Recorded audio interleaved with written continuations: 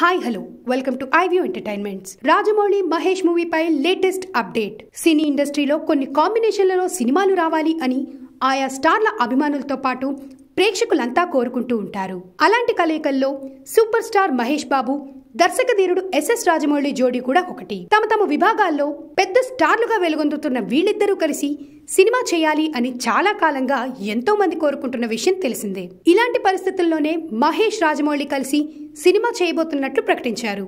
దీంతో ఈ ప్రాజెక్ట్ పై ఆరంభంలోనే తారాస్థాయి అంచనాలు కూడా ఏర్పడ్డాయి.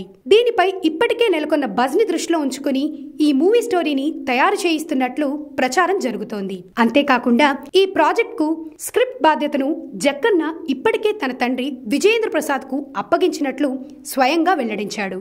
ఈ నేపథ్యంలో తాజాగా ఈ ప్రాజెక్ట్ పై క్రేజీ న్యూస్ వచ్చింది. మహేష్ బాబు, ఎస్ఎస్ రాజమౌళి కాంబినేషన్ లో రాబోతున్న సినిమాకు సంబంధించిన అటు హీరోని ఇటు దర్శకుడు ఇద్దరిని ప్రకటించారు.